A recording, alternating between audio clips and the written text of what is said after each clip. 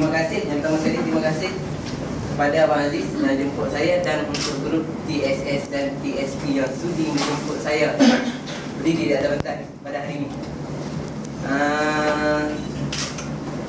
Terusnya saya tanya khabar dulu lah. Okey, apa khabar semua? Baik, sangat baik, amat baik. Oh. Okey, jadi menggunakan slide saya yang pertama. Ni lah gambar saya pada 2011 punya gambar. Saya executive planner nak gambar, nak masuk dalam paper. Macam gambar. Okey, nama saya Muhammad Saimi bin Makna. Kod NP3 0001. Sekarang nak planner. Unit manager. Manager. Web planner. Ni masuk web planner ni pasal nak bagi tahu tiap-tiap tahun web planner lah. 2010, 2011, 2012, 2013 dah UM lah. Seterusnya executive planner 2011, unit manager 1 2013. Alhamdulillah. Seterusnya latar belakang saya dilahirkan pada 6 Jun 1985. Sama. Sama. Sama Rizal lah. Oh sama. Sama je. Dek saja lah. Tahun tak kan. Berasal daripada Temenloh, Pahang. Wah, di sini ada satu kampung dengan you, Pahang. Oh ada? Oh ya. Ya. Mana? Pahang. Oh, Raub. Okey, tempat komunis tu. Okey, berasal daripada Temenloh, Pahang. Status jeng. Sudah berkahwin lah. So adalah isteri saya yang sudah rakam tu. Yang banyak menyokong saya lah dalam bisnes ni. Okey, seterusnya ni. Seterusnya inilah kerja sebelum ini. Ni masa saya berkhidmat sebagai PGA, Pasukan Gerakan HAM. Pertama sekali saya join, saya masuk polis pada 2006, rekrut di Sarawak dan ditugaskan di Johor Muar sebagai Pasukan Gerakan HAM. Lepas tu saya ada lagi. Seterusnya saya masuk ke cawangan unit elite 69 Komando. Yang tu arwah Tuan Zul tu adalah kawan baik saya lah. Ni saya, ni kawan saya. Okey. Seterusnya bersama Nisa, ni bersama isteri saya lah, yang banyak bantu dan memberi semangat untuk meneruskan kerjaya di Prudential ni. Sekarang nak bagi semangat, masa mula nak berhenti dulu. Dia kecam lah betul-betul. Takkan nak berhenti Okey, tapi sekarang di kodok dia bagi semangat sebenarnya. Okey, seterusnya ini adalah anak saya dengan kami lah. Anak kami seorang saja. Perempuan, puteri. Baru seorang. Baru seorang. Okey. Seterusnya ni pemangkin saya. Terima kasih pada pemangkin saya Muhammad Azli Nizam bin Romali. Selaku agensi manager saya merangkap abang ipar saya. Abang kepada isteri. Okey. Yang memperkenalkan kerjaya Prudential ni. Okey, seterusnya bermula jejak langkah di Prudential pada 3 Ogos 2010. Jadi bermula pencapaian pada 2010, saya dapat Blue Starter. Sekarang tadi dah Blue Starter, Web Planner dan juga Star Club EG Member.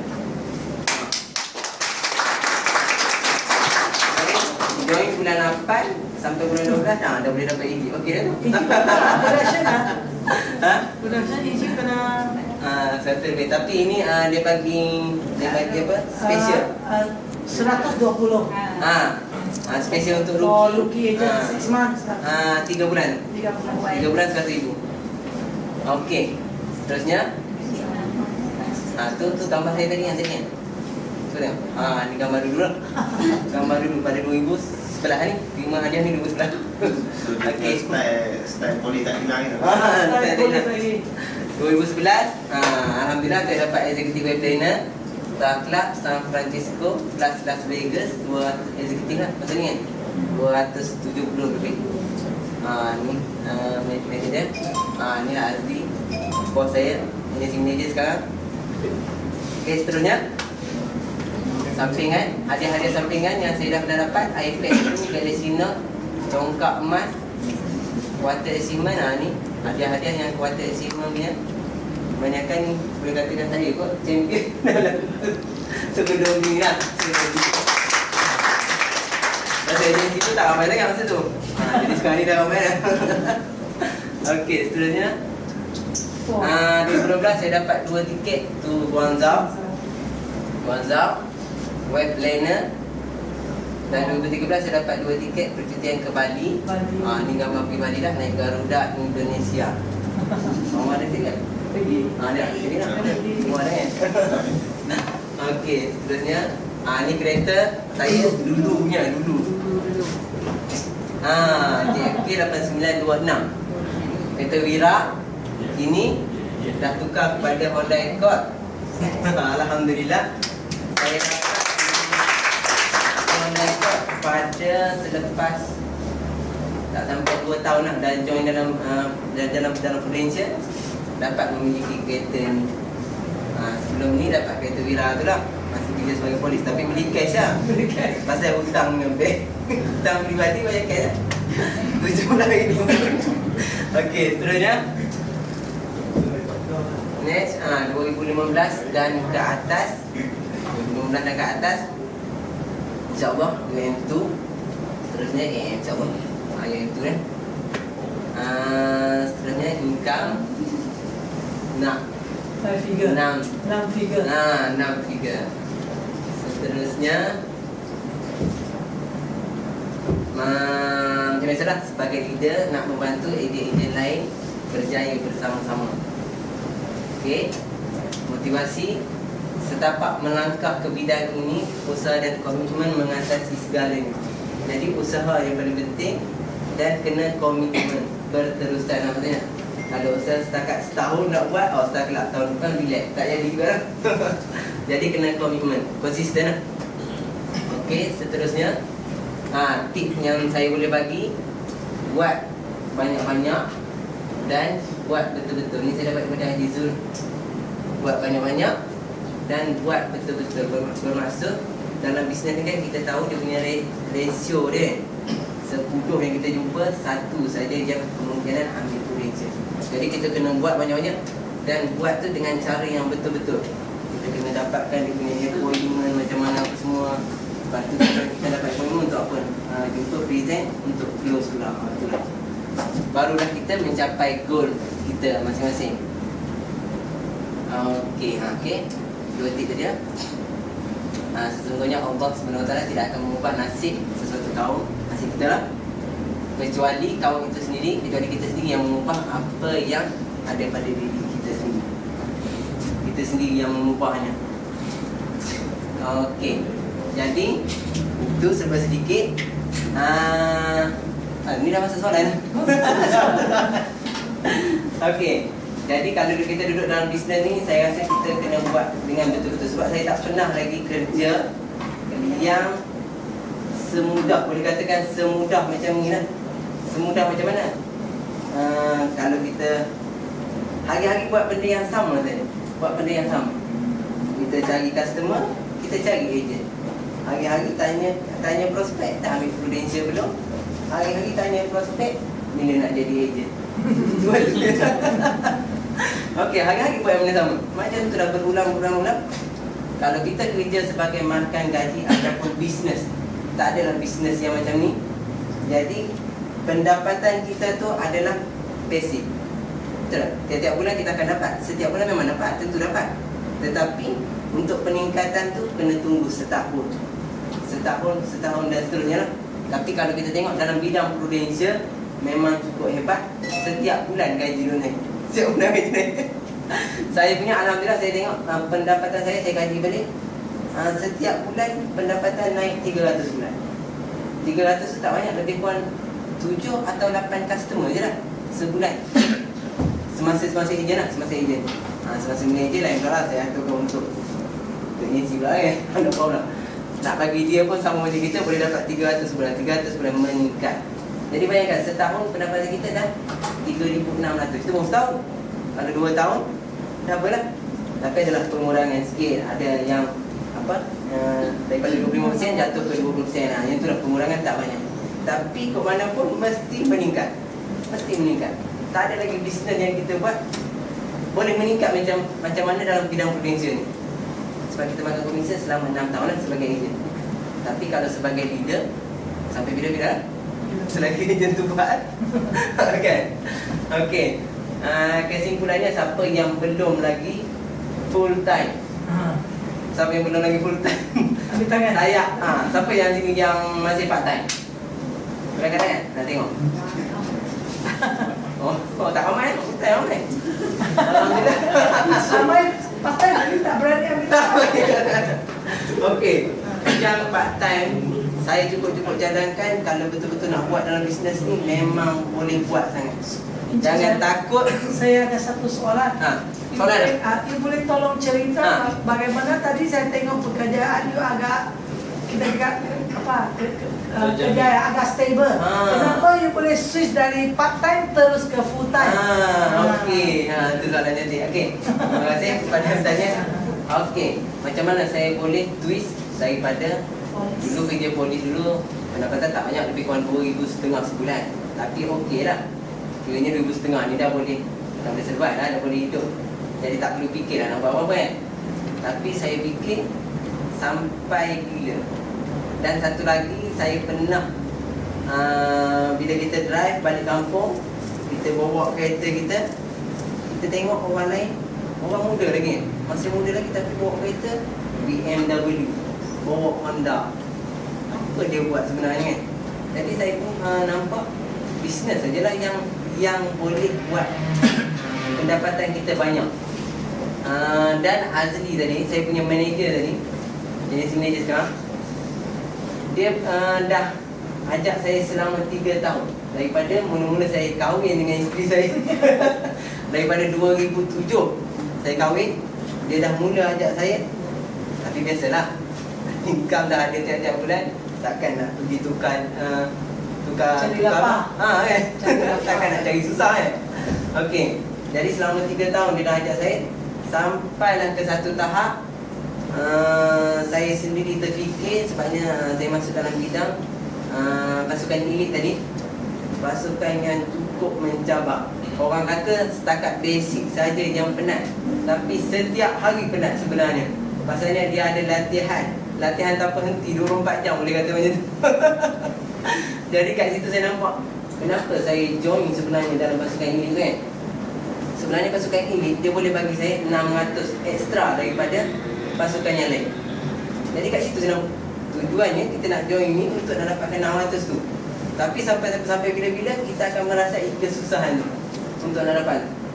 Jadi sebab itulah saya twist daripada bidang tu pada bidang prudensial ni. Saya punya manager, agensi manager pun amat-amat terkejut dengan keputusan yang saya bagi pada dia.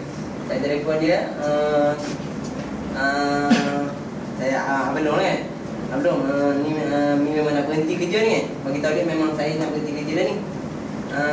Nak bagi notis 24 jam. 24 jam. Tak fikir dah. Yang fikir sekarang ni, saya dah nampak kalau kata saya buat betul-betul sebagai full time, satu hari saya boleh keluar kerja 8 jam. Dalam masa 8 jam saya boleh jumpa berapa ramai prospek. Dan daripada situ, kalau tak dapat hari ni satu, esok akan dapat satu customer. Jadi sebulan, garanti paling-paling tak ada pun lebih kurang 10 customer sebulan.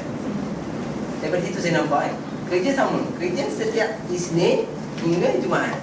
Isnin hingga Jumaat, macam tu ya. Kalau nak lebih lagi, extra lah, ambil lagi satu.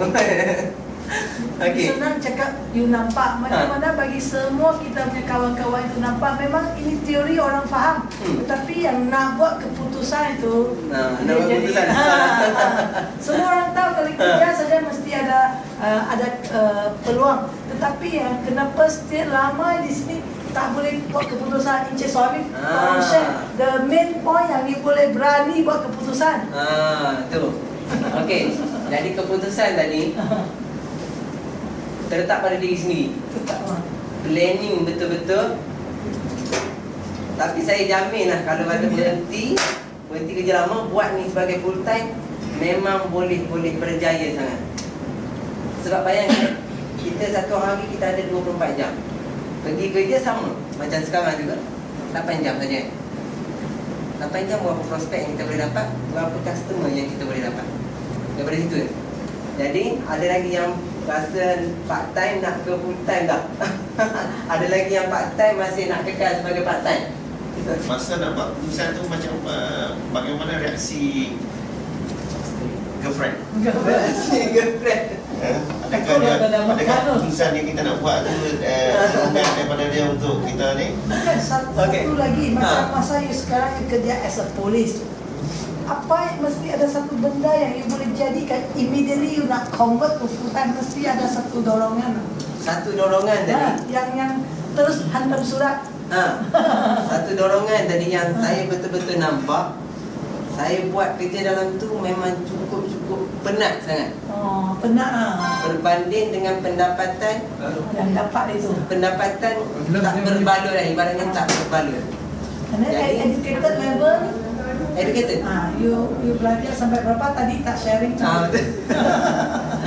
Okey, saya belajar tak tinggi, belajar setakat Politeknik CJ saja, CJ di Politeknik saja. Sampai di situ ya. Lepas tu tak sambung lah, terus kahwin. Terus masuk polis, dah ada kerja, terus kahwin. Okey, tadi Abang Aziz tanya tentang macam mana reaksi girlfriend. Girlfriend memang girlfriend. Okey, isteri lah, pada masa tu jadi isteri lah. Dah mengandung pun. Okey, pada masa tu dia memang cukup stres lah. Sampai tekanan darah pun naik. Tekanan darah naik, kena hantar ke hospital dan perlu admit. Tapi dia pun tak faham kenapa sampai tahap tiba-tiba nak berhenti. Tak boleh ke mula dengan part time, ibaratnya macam tu. Tapi bagi saya nampak, kalau part time dah tentu saya tak akan buat, ibaratnya tu. Part time tentu saya tak akan buat. Malu untuk buat lah, ibaratnya. Sebab kita dengan kawan-kawan, kalau kita jumpa, kita cerita kan, ada lari mana tak mau jumpa kita, ibarat macam tu lah. Tapi bila kita full time ni, kita jumpa kawan-kawan, automatik kita dah bidang lain, dia dah bidang lain. Jadi dah tak susah. Okey. Ada satu lagi. Soalan. Mereka ada soalan, saya tanya saja. Okey, kita buka soalan tu semua. Satu kalau kita tengok tadi dia punya pekerjaan sebelum join Prudential is a police. Dia tak berkaitan langsung dengan marketing. Macam mana yang you boleh sesuaikan, and then boleh dapat result yang begitu hebat. Okey. Alhamdulillah. Rezeki lah. Okey, dalam sebenarnya saya sebelum ni pun keturunan tu asal usulnya daripada Kelantan. Bisnes ni ada tapi bukan bisnes macam ni lah. Bisnes tu cuma meniaga kuih, meniaga makan ya. Jadi daripada keturunan tu dah ada sikit-sikit bisnes. Dan daripada situlah saya rasa saya boleh buat bisnes ni. Tapi daripada saya tak ada lagi yang join lah. Tak ada lagi yang join, semua tak berani join. Sebab bisnes ni tak sama lah. Bisnes ni dengan bisnes tu tak sama kan. Bisnes tu adalah barang dan bisnes ni adalah borang kan. Barang ni borang. Okey. Jadi tadi macam mana tadi? Ada jawab lah tadi. Marketing. Macam mana you buat ini? You jual barang dengan jual kuih dengan jual ini tak sama. Ya, dalam bisnes ni memang cukup mudah. Kita punya leader dah sediakan meeting, sediakan motivasi, sediakan cara, sediakan petunjuk macam mana untuk kita buat. Kita harus ikut dan follow saja. Follow saja. Kita kata okey, setiap hari call 30 prospek, call 20 prospek. Ikut. Itu adalah cara yang dia buat sebelum ni. Macam cara saya sendiri, dia kata okey, tiap-tiap hari pergi dia jaga kaunter di itu hari. Okey, saya macam mana saya boleh join ni? Kalau ikutkan dalam di Alustar ni, saya memang tak ada, ibaratnya tak ada saudara mara lah. Sebabnya asal keturunan daripada Kelantan. Lepas tu berpindah ke Pahang. Di sini hanya berkahwin dengan isteri saja. Jadi ibaratnya tak ada siapa pun. Macam mana boleh buat bisnes ni? saya hanya follow counter 2010, 2011 dan 2012. Sampai 2012, 2013 tak join langsung. Masa dah naik yang nak, saya jaga ejen je lah. Dan saya suruh ejen-ejen pun follow sistem macam tu pun. Ada yang boleh follow, ada yang tak boleh follow. Ada yang lebih suka dengan direct approach. Counter ni kadang tu membosankan juga duduk jadi counter. Tapi sebenarnya result dia memang cukup bagus. Kita tunggu saja. Tunggu dalam masa sama approach dah juga. Brochure kan. Kalau tunggu saja pun tak jadi juga. Bagi brochure, kalau kita malu nak cakap banyak-banyak, ya abang plan potential ni brochure dia. Counter kami kat situ. Nanti kalau abang free datang counter nak tanya lebih. Ibaratnya macam tu saja. Dan kita kena banyak senyum dalam bisnes. Okey. Ada soalan lagi? Ada soalan? Tak ada. Okey. Ada soalan? Okey. Mari. Sepanjang perjalanan saya nak tangkap yang mula-mula tu. Apakah cabaran yang paling susah nak hadapi dalam bisnes ni kan? Yes, masa mula-mula tu. Masa mula-mula dulu. Sebab you punya umur agak muda tau. You nak pergi cari orang cakap nak cari siapa? Ini macam mana bagi orang boleh accept? Cabaran yang paling ada, cabaran yang paling Hebat lah. Yang pertama sekali sebenarnya family. Family semua tak sokong untuk berhenti polis mula bisnes ni. Itulah cabaran yang paling hebat. Saya kena meyakinkan family yang saya boleh buat dalam bisnes ni. Itu cabaran yang paling hebat. Okey, cabaran yang selain daripada itu biasalah rejection. Di mana-mana pun kita buat bisnes ni mesti ada rejection. Bisnes apa-apa semua ada rejection. Okey, jadi kalau reject, kita teruskan next lah kita panggil. Next dengan orang lain. Sebabnya prospek memang terlalu ramai. Siapa-siapa saja adalah prospek. Yang baru lahir hari ni saja, kalau kita tunggu di hospital Sultan Awaiyan tu berapa ramai yang lahir hari ni. Itu semua adalah prospek kita makin bertambah. Okey. Cabaran dia rejection tu ada biasalah, down tu apa biasalah kan masa mula-mula buat. Saya sampai satu tahap saya buat lebih kurang dalam 2 bulan. 2 bulan saya buat, customer sebulan boleh dapat 2 atau 3 orang saja sebulan. Jadi saya rasa boleh tahan juga, susah bisnes ni. Menjual borang ni juga susah. Okey, tapi macam mana tu, masa pada tahap tu saya dah terfikir yang macam-macam yang saya akan buat bisnes lain selain daripada bisnes ini. Saya dah memang rasa memang rasa nak tarik ni. Tetapi saya berjumpa balik dengan saya punya leader. Dia tunjukkan balik jalan dia. Dia tunjukkan balik cara dia macam mana. Buatlah, follow lah. Jadi bila masuk bulan ketiga, bulan keempat dan seterusnya, barulah saya nampak result yang bagus. Bulan 1, bulan kedua, ibaratnya praktikal saja bagi kita. Ibaratnya praktikal. Bulan 1, bulan 2. Itu kalau yang full time. Kalau yang part time, praktikal dia lagi lama. Yang full time pun 2 bulan ibaratnya praktikal. Praktikal ni kita hanya nak pandai untuk nak memberanikan diri jumpa. Itu saja ibaratnya. Nak berani jumpa dan nak berani terangkan produk saja. Nak close tak berani pun. Masa saya mula-mula jadi ejen, saya cari terus pergi ke kawan-kawan kan. Pergi KL, Pahang apa semua. Kawan-kawan dulu lah siapa. Yang sign orang 21. Yang sign. Tapi duit tak pandai nak minta. Takut nak minta duit. Jadi itulah sebenarnya praktikal. Lepas tu saya ambil daripada situ. Bila kita call balik untuk minta duit, memang cukup susah. Pada masa tu jugalah sebenarnya untuk kita close untuk minta duit. Sebenarnya 21 orang, ada 2 atau 3 orang saja yang boleh bagi duit. 21 orang semua sign. Semua nak. Tapi bila kita dah balik sini, kita call balik pengen duit, tak ada lah. Okey, itulah cabarannya. Jadi daripada situ pun saya dapat praktikal yang beranikan diri untuk suruh dia sign borang. Lepas tu yang kedua, beranikan diri untuk minta duit terus. Macam mana cara tu minta? Selalu kebanyakan ejen dia sharing okey. Tapi last kali dia cakap tak apalah, you fikir dulu. You rasa boleh closing Closing. Cara tu kalau bagi sobat memang tentu tak closing lah kalau macam ni. Sebabnya kebanyakan daripada kita, kalau diberi peluang untuk berfikir, dia akan fikir lah. Dan sebenarnya bila dia balik, dia tak akan fikir langsung. Dia akan relax sampai bila-bila kita call, baru dia fikir balik. Okey, sebenarnya closing ni dalam bisnes ni, closing lah yang paling penting sekali.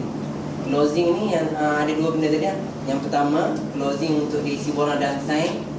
Yang kedua, closing untuk minta duit. Okey, closing cara untuk nak sign tu, bila kita dah sharing, sebenarnya ramai daripada kita ni yang hanya pandai sharing, tapi dan dia lepas tangan, orang lain lah tolong closing kan. Dia dah tahu dah maklumat semua, dia tahu dah, orang lain yang tolong closing kan, sebab dia tak pandai closing. Tu je masalah. Okey, closing dia untuk first, kalau yang nak sign borang ni, bila kita dah sharing, kita cerita plan apa semua, okey bang, planning saya rasa dah terbaik untuk abang. Jadi buat ambil borang terus. Itu kita mana buat ambil borang terus, sedia pen terus. Kan? Okey, abang minta isi dah, kita buat pendaftaran. Itu salah satu teknik. Kat situ baru kita tahu yang sebenarnya dia reject ataupun tak. Kalau kita tak closing tu, kita tak tahu, kita tanya macam mana. Okey dah bang, plan yang saya cerita tadi. Okey, saya kena fikir dulu kan. Itu tak closing lah. Jadi kita keluarkan borang. Itu salah satu teknik. Teknik kedua yang saya biasa buat bila kita dah sharing, dah cerita apa semua. Okey bang, plan semua ni saya dah bagi yang terbaik untuk abang. Minta isi abang lah, kita ambil pen. Itu salah satu teknik closing lagi lah. Okey, lebih kurang sama je. Tadi buat keluar borang, yang ni minta isi. Okey, itu teknik closing untuk isi borang. Yang kedua, teknik untuk minta duit. Minta duit ramai yang tak berani kan. Di kalangan kita ramai yang tak berani. Biasalah kan nak minta duit daripada orang. Okey, kita isi borang sambil-sambil menyembang lah kan. Isi borang apa semua. Kadang tu ada prospek yang dia tak menyembang pun. Isi dah lah kan. Yang mana bahagian penting. Okey, abang sign. Okey bang, borang semua kita buat balik dah. Borang semua dah lengkap, dah sign semua duit 180. Yang pertama kena bagi terus. Petang ni saya boleh submit terus kalau sempat kan. Petang ni saya boleh submit terus. Dah ada coverage untuk kemalangan mati kemalangan dah ada dah. Itulah teknik closing dia. Terus minta duit. Dia tu lah kita bawa saya nak borang. Okey, borang semua dah lengkap. Cuma duit 180 bang untuk saya nak hantar borang terus. Ibarat ni. Okay. Ini satu dia bertanya bila nak bayar, dia cakap dapat duit 180 untuk submit. Tengok orang bagi ambil dia. Ada orang dia tanya, ada orang duit ni tak bagi pun kan. Kalau kita lepas macam tu je, bila kita nak solve balik, bang borang semua dah siap ni, duit bila nak bagi. Kita tanya soalan. Biasalah bila bermain dengan duit kan, susah bila orang nak keluarkan duit. Jadi pada bila berdepan tu lebih bagus kita terus. Biasalah you selalu tanya macam ini dalam 10 kes yang kita cakap semua sudah siap, dan cuma tinggal 180 tu. Kita buat satu macam anggaran lah. Dalam 10 orang yang kita minta itu, kurang-kurang tu kita boleh dapat terima duit 7 orang. Itu memang tinggi lah. Kita minta, tapi secara profesional maksudnya kita dah okey, borang semua dah lengkap. Abang kena bagi duit 180 untuk saya hantar borang ni pada profesional. Jadi 7 orang, daripada 10 orang mesti 7 orang. Yang selebihnya tu 2 orang lagi tu kita kena call balik. Dia sama dia bagi tahu jawapan lah kan. Bila kita minta duit terus, dia akan bagi tahu jawapan. Hari ni tak bawa duit lagi ni.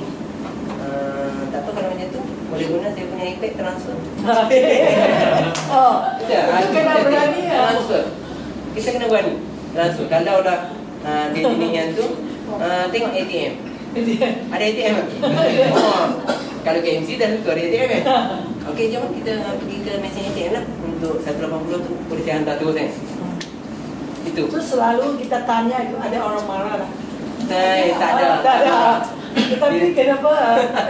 Jangan jawab lah, tanya-tanya sendiri ya. Sesiapa yang tak buat step ini, and sebab tak berani minta tutup proposal simpan dalam beg sampai sekarang. So ini satu trik yang sangat bagus sebab dari situ dia tak bagi orang fikir langsung dia tak mau. Cuma tunjuk dia kerja dari depan dia. Berfikir. Sebenarnya orang kata untuk boleh bagi masa saya berfikir. Saya pun bagi masa. Okey. Kalau abang nak berfikir, saya bagi dua pilihan. Abang nak berfikir semasa dalam kedudukan ada insurans, ataupun abang nak berfikir tak ada apa-apa coverage langsung. Kalau saya punya cadangan, abang berfikir dalam ada coverage, duit tak akan hilang. Betul tak? Pasal bila kita dah submit form, dah lulus, polisi akan sampai dalam masa 14 hari, dia boleh cancel balik untuk ambil duit dia balik. Jadi dia dah berfikir semasa ada insurans. Tapi kebanyakan bila berfikir masa ada insurans ni, automatik terus dah, terus bayar dah setiap bulan. Jarang sekali yang berfikir tiba-tiba tak mahu, tak ada. Kecuali lah kalau dia lihat untuk bayar tu, kita buat cancellation dia kan. Itu untuk prosesi kita sekarang. Okey. Okey, bagus. Ini Berfikir poin dia. yang sangat-sangat berguna. Harap next lagi saya kena check pocket mereka punya bag ada proposal tersimpan. Kalau tersimpan dia Ramai. tak ikut Encik Sohaimi punya cara lagi. Ya, Nanti saya kena check. Kebanyakan daripada kita ramai yang form dah sign tapi duit Ya. tak ada untuk nak submit. Masalah dia tak pandai nak minta duit dia. Ya. Tak pandai nak closing minta duit. So yang saya dapat information itu, kita memang sebenarnya kita minta duit, tapi kita tak bagi orang feel itu kita minta duit. Itu penting. Kadang-kadang cakap, Mai, simpan kena bayar duit. Bayar saja habis ya. Tapi tadi Encik Sohaimi tak sentuh langsung bayar. So bahasa itu kita kena twist maksudnya. senyum macam Encik Sohaimi. So kalau saya rasa saya is a prospect, saya akan ambil juga. Okey. Close satu. Close. Saya pun sudah boleh saya. That means patutlah you boleh ada result yang hebat dalam 2-3 tahun. Sebab kita tengok ada ramai agent yang start first year, second year produce, tapi dia tak boleh continue. Tetapi macam Encik Sohaimi dia on track. First year achieve, second year achieve, third year takkan dia sekarang ditanya dia tak perlu kerja, dia tak akan.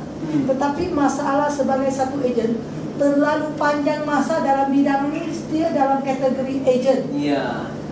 Jadi itulah. Seperti yang ni bagi dia tahu kan. Maksudnya dalam bidang ni kita jangan terlalu lama duduk sebagai agent. Sebab apa? Bila kita duduk terlalu lama, kita akan jadi rasa boring dan bosan. Sebabnya buat kerja yang sama saja. Buat kerja yang sama sampai satu tahap pendapatan dah cukup lah. Pendapatan dah tentu ada 4-5 ribu sebulan, cukup dah kan. Tak perlu. Tapi bila kita naik manager, kita punya pendapatan akan pergi. Ibaratnya naik lift lah. Naik lift. Dan kita punya kita panggil challenge. Challenge tu akan membuatkan kita rasa lebih seronok untuk buat kerja. Maksudnya ada benda baru yang kita perlu buat berbanding dengan dulu hanya prospek untuk suruh masuk insurans. Sekarang ni lain pula bisnes cara dia kan. Jadi jangan terlalu lama jadi ejen. Naik je. So ada soalan-soalan. Ada soalan lagi? Jangan bagi saya tanya. Itulah. Cuba. Aku ni appointment. Appointment tu baru kita teruskan. Apa tujuan sebenarnya appointment? Nak bagi dia faham credential macam mana.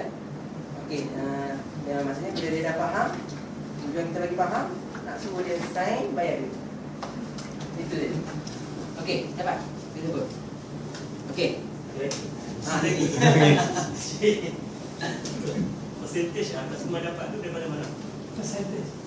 Percentage customer yang saya dapat kebanyakan daripada counter. 2010, 11, 12. 3 tahun follow counter sebelum UM. Jadi daripada sini tu saja prospek yang saya dapat. Sehari lebih kurang dalam 20 prospek. Bagi dia berhenti sekejap saya. Prospek mana kita masukkan nama. Particular kita menyembang. Maksudnya saya menyembang kan? Menyembang apa? Daripada mana kan? Maksudnya kita tahu dia tinggal kat Pendang kata kan. Lepas tu anak orang yang sekolah lagi kan. Jadi kita tahu kita menyembangnya tu lah. Menyembang kosong. Tapi kat situ kita dah dapat prospek. Counter ni pun ibaratnya macam polling juga. Nak close tak tinggi dia punya percentage dia.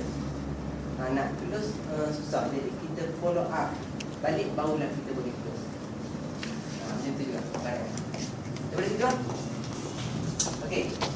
Ada lagi? Soalan? Rejection. Ha? Rejection. Rejection paling teruk. Rejection paling teruk sekali. Tahu? Rejection yang paling teruk sekali, saya rasa tak ada rejection yang teruk-teruk. Tak ada lah yang nak marah kan. Tak ada yang sampai tak gaduh. Bila kita jumpa sebab kita pergi dengan senyuman. Bukannya kita pergi, meja. Tak ada kan. Kita pergi dengan senyuman. Jadi takkan ada nak marah. Kecuali lah, ada juga kecuali lah dia kata insurans tipu kan. Sebelum ni kita kena masuk insurans apa semua kan.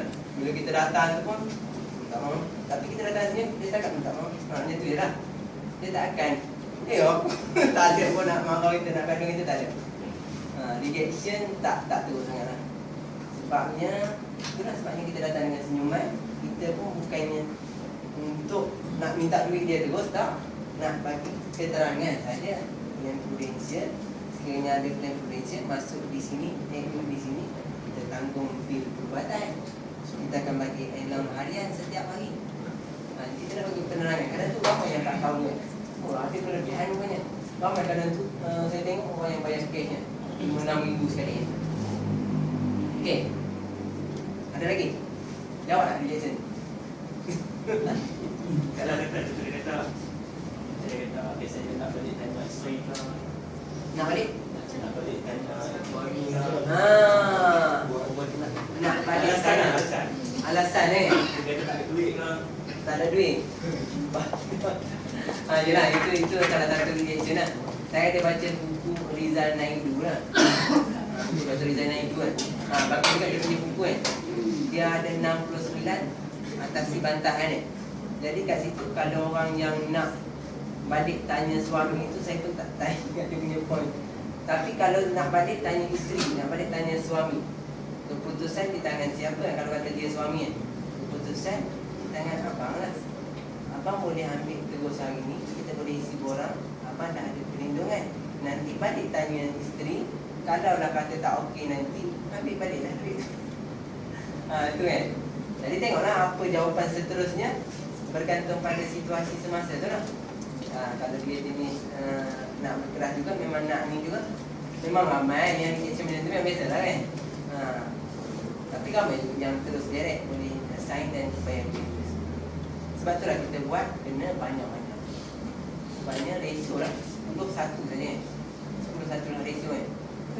Kalau yang prospek yang tak kenal, kalau yang kita kenal tu boleh ibaratkan 10 boleh dapat 3-4 kan. Kalau yang kita kenal kawan kan, kawan orang baik dengan kita 10 boleh dapat 4-5. Tapi orang yang tak kenal ni 10-1 je ibaratkan.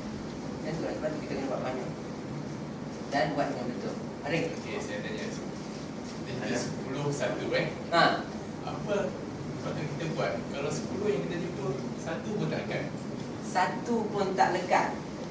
Itu adalah perkara biasa juga. Mungkin kita kena tengok balik, kita kena selongkar balik. Apa masalahnya sehingga 10 orang pun 1 pun masih tak dapat lagi. Sama ada kita teknik kita sharing itu tak kena, ataupun teknik closing itu tak kena juga. Kita kena kaji balik lah. Kena buat kajian balik. Cuba balik malam. Yang penting sekali bila kita dalam bisnes ni, planning memang cukup penting. Malam ambil masa 10 ke 15 minit untuk planning. Dan ambil masa untuk kita kaji hari ni apa kelemahan kita dan apa yang kita akan buat esok lebih baik daripada hari ni lah. Okey. Ada lagi? Ada lagi? Kak Azhar nak tanya. Ya, Kak Azhar. Masa jadi agent lah kan. Jalan pusat kaunter kan. Katalah hari yang tak pergi kaunter. Kami target dalam sehari tu berapa orang nak kena jumpa? Sehari yang tak, kalau tak pergi kaunter. Tak ada kaunter kita maksudnya Okey. berapa satu je jumpa. Kebiasaannya sistem saya buat dulu. Saya buka kaunter lebih kurang dalam seminggu 2 hari. Selebihnya saya akan follow up daripada nombor yang saya dapat. Jadi maksudnya 4 hari kemudian tu saya akan follow up untuk appointment daripada dia orang. Dan target untuk setiap hari berapa prospek tu, sebenarnya saya tak letakkan target.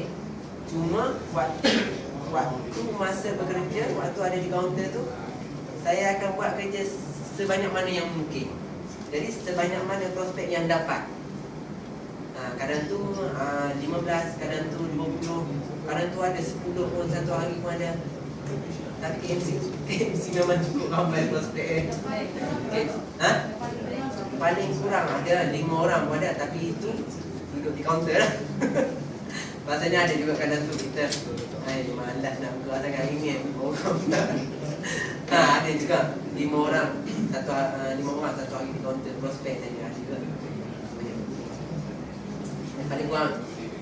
Tapi 5 prospek yang kita dapat daripada tak dapat langsung dari rumah. Macam saya cuma bulan 8 kan. So bulan 12 start lah. Start lah. 100,000 kan. So macam kita tengok tu 4 bulan lah. So yang drive untuk dapat 100,000 tu adakah memang nak pergi start lah, ataupun memang aktiviti tu orang kata planning tu memang buat lah kan. Macam kita buat tu kan. Jadi Dia tu. okey, sebenarnya yang memandu saya ke Star Club pada 2010 tu adalah leader saya lah. Sebenarnya dia tak target pun, takkanlah masa bulan 8 nak pergi Star Club kan. Dia pun tak target. Lepas tu dia tengok dengan bulan 8, bulan 9 saya ada production, boleh dapatkan customer. Bulan 10 tu saya boleh dapat lebih lagi sikit, 15,000. Bulan 11 tu saya boleh dapat lebih kurang 30 ke 40,000 lah lebih kurang kan. Jadi dia nampak kalau macam ni sudah Star Club lah. Jadi daripada leader saya yang memandu saya lah ke arah Star Club, leader yang tunjuk, okey dapatkan banyak ni, jumpa banyak ni sehari, pastikan close seminggu banyak ni, Star Club. Jadi follow saja yang leader tunjuk pada kita. Leader ni sebenarnya otak dia duk plan je. Ni aku nak target ni, ni aku nak target ni. Dia ni nak dapat ni macam dia buat macam mana. Semua dah ada planning dalam leader masing-masing. Rajin-rajin lah berjumpa leader masing-masing. Tanya, kau ni macam apa? Kan? Kan betul tak kawan? Okey, ada lagi? Ada soalan? Sini lah, jangan kan? Nanti habis. Okey, Ada soalan lagi kan? kalau tak ada, Tak ada? okey. Kalau tak ada, saya sudahilah saya punya sharing pada hari ini. Yang baik itu daripadanya, yang tak hebat tu daripada saya, macam biasalah. Macam biasa. Dan terima kasih sekali lagi kepada grup TSS dan TSP kerana sudi menjemput saya. Alhamdulillah.